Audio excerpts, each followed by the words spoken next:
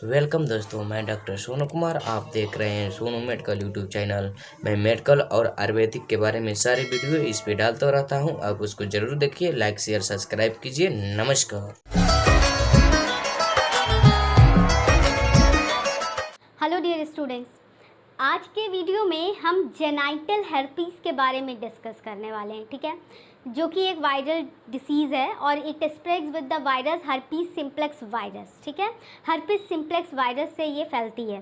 तो आइए देखते हैं जेनाइटल हर्पीस क्या होती है। देखिए, it is a sexually transmitted infection. जो सबसे इम्पॉर्टेंट चीज़ है वो ये है कि ये सेक्सुअली ट्रांसमिटेड होता है, जो सेक्स के दौरान एक पार्टनर से दूसरे पार्टनर में होने के बहुत ज़्यादा चांसेस होते हैं। ठीक है, तो और इसमें होता क्या है, सेक्सुअल ऑर्गन्स पे, ठीक है, सेक्सुअल ऑर्गन्स में या उसके आसपास के एरिया में दाने हो जाते हैं और उन दानों में पानी भरा हुआ होता है, जो कि अल्सरेटेड भी हो जाते हैं और ये दाने बाद में फूटते भी हैं और इनसे पानी भी निकलता है, वाइट कलर का स्टिकी फ्लूइड भी निकलता है। ठीक है, अब देखिए ये किससे होता है। It is caused by herpes simplex virus से होता है। ये हर्पीस सिम्प्लेक्स वायरस दो तरह के होते हैं, herpes simplex virus 1 and herpes simplex virus 2। जो हर्पीस सिम्प्लेक्स वायरस 1 है, ये जनरली कोल्ड सोर्स कॉज करता है। कोल्ड सोर्स क्या होता है, मुंह में छाले, ठीक है, ये कॉज करता है। लेकिन ऐसा नहीं है कि अगर ये कोल्ड सोर्स कॉज करता है तो ये जेनाइटल हर्पीज़ नहीं कॉज करता होगा, ये जेनाइटल हर्पीज़ भी कॉज करता है। और जेनाइटल हर्पीज़ वायरस 2 क्या होता है, ये जनरली या यूजुअली आप कह लीजिए जेनाइटल हर्पीज़ ही कॉज करता है। लेकिन ऐसा नहीं कि इसमें कोल्ड सोर्स नहीं होता होगा, इसमें कोल्ड सोर्स भी हो सकता है। ठीक है, अब क्या होता है कि अब ये वायरस बॉडी में एंटर कहाँ से करता है। तो देखिए, सेक्स के दौरान क्या होता है कि ये वायरस बॉडी में एंटर कर जाता है। क्यों? क्योंकि देखिए, इस वायरस का जो एंटर करने का मेन रास्ता होता है वो स्किन पे कोई एब्रेशन, स्किन आपकी कटी फटी हो वहाँ से, या फिर म्यूकस मेम्ब्रेन के थ्रू ये वायरस एंटर करता है। अब म्यूकस मेम्ब्रेन क्या होती है स्टूडेंट्स, देखिए, म्यूकस मेम्ब्रेन एक थिन लेयर ऑफ टिश्यू होती है जो कि बॉडी के कवरिंग्स को, आउटर कवरिंग्स को कवर करती है। ठीक है, और ये जो म्यूकस मेम्ब्रेन होती है ये जनरली जो होती है, ठीक है, बॉडी के ओपनिंग्स को कवर करती है। जनरली नोज़, माउथ या जेनाइटल्स ऑर्गन में ये म्यूकस मेम्ब्रेन पाई जाती है। ठीक है, तो ये वायरस के एंटर करने का सबसे आसान जगह क्या होती है, म्यूकस मेम्ब्रेन्स के थ्रू एंटर कर जाती है या फिर कोई स्किन एब्रेशन के थ्रू एंटर कर जाती है। अब देखिए, ये वायरस मतलब ये बेसिकली प्रेजेंट कहाँ होता है, देखिए सलाइवा में प्रेजेंट होता है, या फिर सीमेन में, इन्फेक्टेड पर्सन के सीमेंस में, या फिर इन्फेक्टेड अगर वुमन है तो उनके वेजाइनल डिस्चार्ज में भी ये प्रेजेंट होता है। ठीक है, ये वायरस। ठीक है, अब देखिए इसमें सिम्टम्स की अगर बात करें तो सिम्टम्स क्या होते हैं कि इसमें जो दाने होते हैं वो पेनिस पे दाने हो जाते हैं, पेनिस के आसपास के एरिया में दाने हो जाते हैं। और स्क्रोटम एरिया, ये देखिए स्क्रोटम समझाने के लिए मैंने ये एक डायग्राम बना के रखा है। ये जो ऐसा एरिया होता है, यहाँ पर पेनिस होता है और यहाँ पर ये जो एरिया होता है जो नीचे की तरफ लटका हुआ होता है उसको हम स्क्रोटम कहते हैं। तो स्क्रोटम एरिया में भी दाने हो जाते हैं। ठीक है, और बटक्स के आसपास में भी दाने हो जाते हैं और एनस के पूरे आसपास, पूरे एनस एरिया के आसपास जहाँ से एक्सक्रीशन होता है, फीकल मैटर्स निकलते हैं, वहाँ पे भी ये दाने हो सकते हैं। स्टूडेंट्स, अभी तो हमने सिम्टम्स जो मैंने आपको बताया कि वो कहाँ कहाँ पे आपके ब्लिस्टर्स हो सकते हैं, कि जो इन्फेक्टेड पर्सन है उनको ब्लिस्टर्स या दाने आप कह लीजिए कहाँ कहाँ होते हैं। तो देखिए, ऐसा नहीं है कि दाने होने की जगह सिर्फ वो जेनाइटल पार्ट ही है। अगर बॉडी का कोई भी एरिया अगर इन्फेक्टेड एरिया से कॉन्टैक्ट में आता है तो ब्लिस्टर या दाना वहाँ पर भी हो सकता है। अब वो माउथ भी हो सकता है, लिप्स भी हो सकता है, फेस भी हो सकता है, पूरे आपके बॉडी का कोई भी पार्ट हो सकता है। जो भी अगर इन्फेक्टेड एरिया के टच में आएगा तो वहाँ पे दाने हो सकते हैं। तो क्यों होता है, देखिए, क्योंकि ये जो दाने होते हैं ना, ये एक टाइम के बाद फूटते हैं और इनमें से पानी निकलता है। ठीक है, पानी या फिर वाइट कलर का स्टिकी मटेरियल निकलता है। तो ये जहाँ जहाँ भी टच होगा ना, ये वहाँ वहाँ फैलेगा। तो देखिए, ब्लिस्टर्स में become ulcerated and Uz fluid. ठीक है, ये ऐसा घाव में बदल जाते हैं कि ये घाव बन जाते हैं और इनमें से फ्लूइड्स निकलने लगता है, लिक्विड का डिस्चार्ज होने लगता है। ठीक है, और क्या होता है, स्वोलन लिम्फ ग्लैंड्स, इसमें जो लिम्फ ग्लैंड्स होती हैं वो फूल जाती हैं। देखिए स्टूडेंट, लिम्फ ग्लैंड फूल जाने का मतलब क्या होता है, लिम्फ ग्लैंड्स ही ऐसी ग्लैंड्स होती हैं जो बॉडी को इन्फेक्शन से फाइट करने में हेल्प करती हैं। तो अगर ये लिम्फ ग्लैंड्स ही फूल जाएंगी, इसका मतलब है पर्सन का इम्यून सिस्टम वीक हो जाएगा और वो वायरस से लड़ नहीं पाएंगे। ठीक है, और क्या हो सकता है, हेडेक, बॉडी एक एंड फीवर। तो सिर दर्द, बदन दर्द और फीवर भी हो सकता है। तो अब स्टूडेंट्स ऐसा ही नहीं है कि ये सेक्सुअली ही ट्रांसमिटेड होता है, कभी कभी बच्चे पैदा हुए होते हैं उनमें भी ये जेनाइटल हर्पीस देखने को मिल जाता है। कैसे?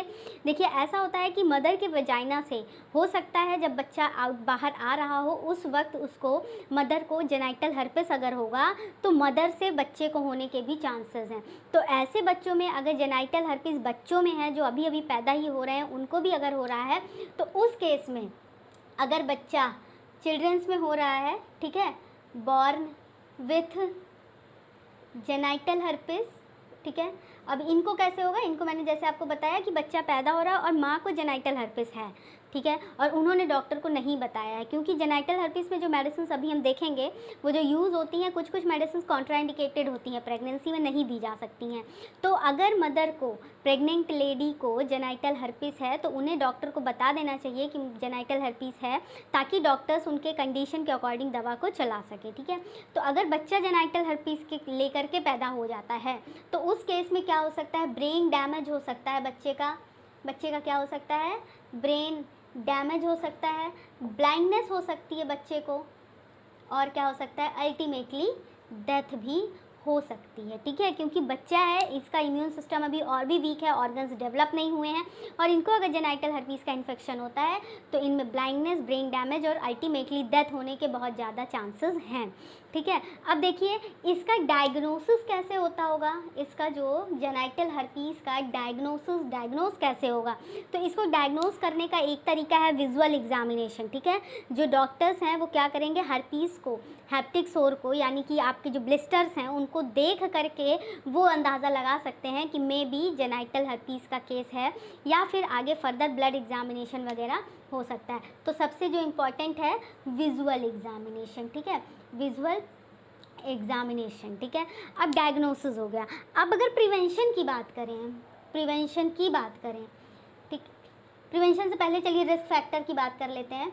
रिस्क फैक्टर की अगर हम बात करें स्टूडेंट्स, तो रिस्क फैक्टर मतलब किन किन वजह से ये बीमारी हो सकती है। तो सबसे बड़ा इसका जो रिस्क फैक्टर है, ऐसे पार्टनर के संग सेक्सुअली कमिट होना जिसको पहले से जेनाइटल हर्पीस है, उनको अगर है, तो अगर ऐसे पार्टनर के संग कोई कमिट होता है तो उसको भी, सेकंड पार्टनर को भी होने के चांसेस बहुत ज़्यादा हो जाते हैं। और इसका रिस्क फैक्टर है ओरल सेक्स, एनल सेक्स, ठीक है।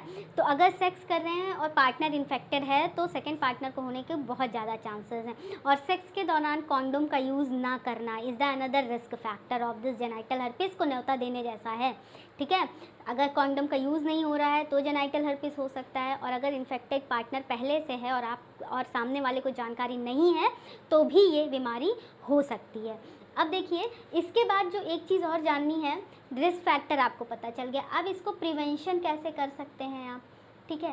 प्रिवेंशन इसका एक ही है कि हमेशा सेक्स के दौरान कॉन्डोम का यूज़ करना, ठीक है। और जो दूसरा है, अगर इन्फेक्टेड पर्सन इन्फेक्टेड है तो उसके संग सेक्सुअली कमिट नहीं होना है, ठीक है। कोई भी तरह की सेक्सुअल एक्टिविटी इन्फेक्टेड पर्सन के संग नहीं करना है, नहीं तो ये वायरस को न्योता देने जैसा ही हो जाएगा, ठीक है स्टूडेंट्स। अब स्टूडेंट्स ड्रग्स की बात कर लेते हैं, ठीक है। तो देखिए ये जो हमारी जो ये जेनाइटल हर्पिस होती है, इसको हम पूरी तरह से क्योर नहीं कर सकते, ठीक है। सिर्फ हम ट्रीटमेंट करके इसका जो जेनाइटल हर्पीस का आउटब्रेक है इसको कम कर सकते हैं, ठीक है। आउटब्रेक मतलब क्या होता है? देखिए आउटब्रेक मतलब होता है कि जब वायरस के कांटेक्ट में आप आए, या कोई पर्सन जब वायरस के कांटेक्ट में आया, तो अब उसके कांटेक्ट में आने के बाद जो ब्लिस्टर हो रहे हैं, जो दाने हो रहे हैं, वो कितने दिन बाद होते हैं, तो उसको हम आउटब्रेक कहते हैं, ठीक है। तो हम इसका सिर्फ आउटब्रेक जो है कम कर सकते हैं। देखिए अब जैसे मान लीजिए कोई पर्सन वायरस के कांटेक्ट में आ जाए, आज उसने रिस्क फैक्टर से एनकाउंटर हो गया, मतलब आज उसने किसी ऐसे पर्सन के संग सेक्सुअली कमिट हो गया जिसको जेनाइटल हर्पीस का वायरस है, जिसको जेनाइटल हर्पीस था, और सेक्स के दौरान अब उनमें वायरस इम्प्लांट हो गया। अब वायरस आ गया तो अब ये हो सकता है 4 दिन बाद यूजुअली ये अपना सिम्टम्स या पहला दाना दिखे आपको बॉडी पर, या फिर 2 दिन बाद, या फिर कभी कभी 12 दिन बाद भी ये वायरस के सिम्टम्स दिखते हैं, ठीक है। तो इसके आउटब्रेक को कम करने के लिए हमारे पास ड्रग्स हैं। अब इसके ड्रग्स कौन कौन से हैं? एसाइक्लोविर या जोविरैक्स, जिसको फेमसाइक्लोवीर और वेलासाइक्लोवीर वेल्ट्रेक्स के नाम से, ठीक है। एसाइक्लोवीर जोविरेक्स, फेमसाइक्लोवीर फैमवीर और valacyclovir Valtrex, these are the antiviral drugs, ठीक है। अब देखिए, अब हर ड्रग्स का कुछ ना कुछ साइड इफ़ेक्ट भी होगा।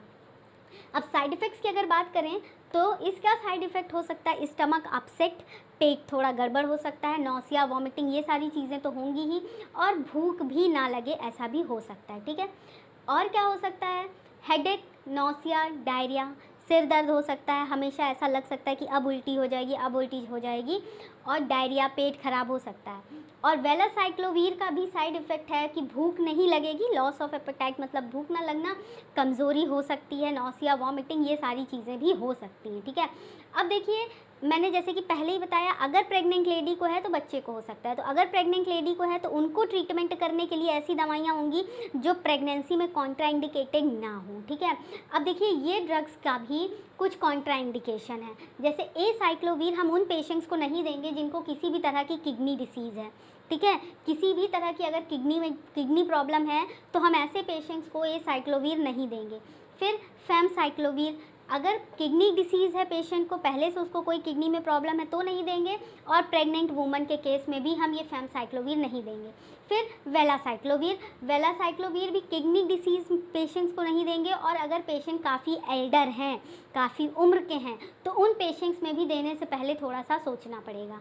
तो ये हमारे ड्रग्स हैं, ठीक है स्टूडेंट। तो आज के इस वीडियो लेक्चर में आपने जेनाइटल हर्पिस क्या होता है, कैसे होता है, कहाँ से बॉडी में आ जाता है, इसको रोकना कैसे है, इसका प्रिवेंशन, ट्रीटमेंट, डायग्नोसिस, ये सारी चीज़ें हमने देखी।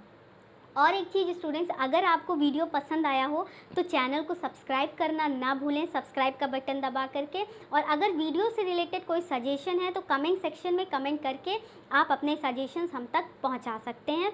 और स्टूडेंट्स, हाँ, एक इम्पॉर्टेंट बात, मैं इसके नोट्स जो हैं, इसका PDF नोट्स कमेंट सेक्शन में डिस्क्रिप्शन में अटैच कर रही हूँ, आप वहाँ से इसके नोट्स भी डाउनलोड कर सकते हैं, ठीक है स्टूडेंट्स। तो this is all for today's video, thank you very much.